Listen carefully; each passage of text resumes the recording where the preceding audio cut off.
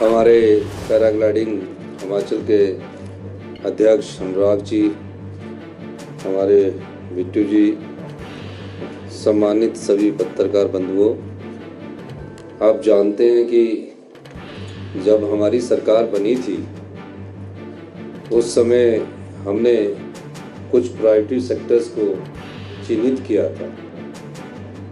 हमने हिमाचल प्रदेश की इकॉनमी को कैसे आगे बढ़ाना है, कैसे अर्थव्यवस्था को मजबूती देनी है, उन फैक्टर को हमने आइडेंटिफाई किया और यहाँ की प्रकृति और जलवायु को देखकर हमारा सबसे ज़्यादा थ्रस्ट हमारी सरकार का टूरिज्म सेक्टर को लेकर शुरू हुआ। और मुझे ये बताते हुए खुशी हो रही है कि जो हमने सरकार बनने के बाद इनिशिएटिव लिए उसमें कांगड़ा को tourism capital of the state हमने घोषित किया, उस दिशा में हमने काफ़ी प्रगति की है और पूरे हिमाचल प्रदेश में टूरिज्म को हमने अपने प्रायोरिटी सेक्टर के पहले स्थान पर रखा है। दूसरा स्थान हमने हाइड्रो को दिया है, तीसरा रिन्यूएबल एनर्जी को दिया है। तो कई चीज़ें जोड़कर हमारी सरकार ने बजट का एलोकेशन किया। इस संदर्भ में पैराग्लाइडिंग एसोसिएशन द्वारा जो वर्ल्ड कप का हमारा आयोजन हो रहा है वो भी एक प्रयास है। इसमें 2 से 9 नवंबर तक पैराग्लाइडिंग का 7 दिन का ये हमारा कार्यक्रम है। इस समय 40 से 45 पूरे विश्व के देश इसमें पार्टिसिपेट करेंगे और बीड बिलिंग की साइट को पूरे विश्व में सबसे अच्छी साइट माना जाता है। ये पैराग्लाइडिंग ग्लाइडर्स के लिए एक स्वर्ग की तरह है। हर एक पैराग्लाइडर पूरे विश्व का इस बीड बिलिंग में पैराग्लाइडिंग करना चाहता है।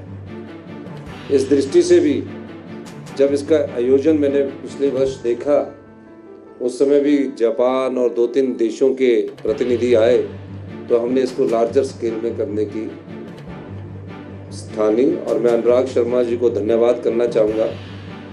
उस समय इन्होंने मुझसे चर्चा की थी और आने वाले 2 से 9 नवंबर तक जब पूरे 40 से 45 देश के पैराग्लाइडर वहाँ उतरेंगे तो निश्चित रूप से टूरिज्म को वहाँ बहुत बूस्ट मिलेगा।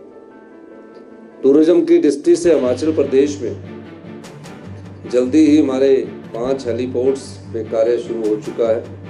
पूरे डिस्ट्रिक्ट हेडक्वार्टर्स को हम हेलीपोर्ट से जोड़ने का हमने प्रयास शुरू किया है। और जल्दी ही अभी पालमपुर में और चंबा में नए हमारे हेलीपोर्ट बनने जा रहे हैं और शिमला के जो हेलीपोर्ट है जो 2.5 साल से अधूरा तो बन चुका है लेकिन उसकी DGCA से अप्रूवल नहीं है, जल्दी भी यहाँ से भी हेलीकॉप्टर सेवा शुरू की जाएगी। हम NHI के साथ संपर्क में हैं और जल्दी ही जब हमारे 4 लेनिंग कैथली घाट शकराला और शकराला ढली वाली पूरी होगी तो एक टूरिज्म स्पॉट वहाँ भी बनेगा। तो इस बहुत ऊंचाई पर एक पुल हम बनाने जा रहे हैं ग्लास उसमें। तो ये सब चीज़ें टूरिज्म पॉइंट ऑफ व्यू से विकसित की जा रही है। ये सोच हमने NHI के साथ भी अपनी प्रदर्शित की है और निश्चित रूप से अभी क्रूज स्टार्ट किया है बिलासपुर में हमने और बंगाना के जो हमारी पॉन्ड्स है, जो हमारे वाटर बॉडीज़ है, वहाँ भी हम सारी टूरिज्म की एक्टिविटीज़ को शुरू करने जा रहे हैं। और बैलून की एक्टिविटीज़ हम पौंग के एरिया में करने जा रहे हैं।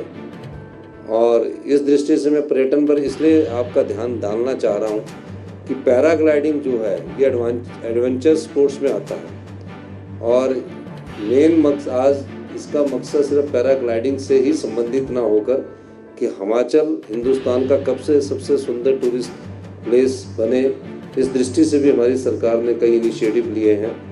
हमने टूरिस्ट सीजन में हमने शॉपकीपर्स को ये कहा है कि आप जब चाहे आप अपनी शॉप को खुला रख सकते हैं। ये वॉलंटरली है, आप चाहे तो बंद करें या चाहे तो रात के 2 बजे तक खोल सकते हैं। कोई आपको पुलिस तंग नहीं करेगी, कोई रिस्ट्रिक्शंस आपके ऊपर नहीं रहेगी। चाहे शिमला में थी, चाहे डलहौजी में था, चाहे मनाली में था, चाहे कसौली में था, कोई भी शहर थे, हमने उसको ओपन किया है। और आने वाले समय में 3-4 महीने में आप और इसमें चेंजिंग देखेंगे और निश्चित रूप से 2027 में हम हिमाचल प्रदेश को आत्मनिर्भर करेंगे और 2032 में हिमाचल प्रदेश हिंदुस्तान का सबसे समृद्धशाली और अमीर राज्य बने।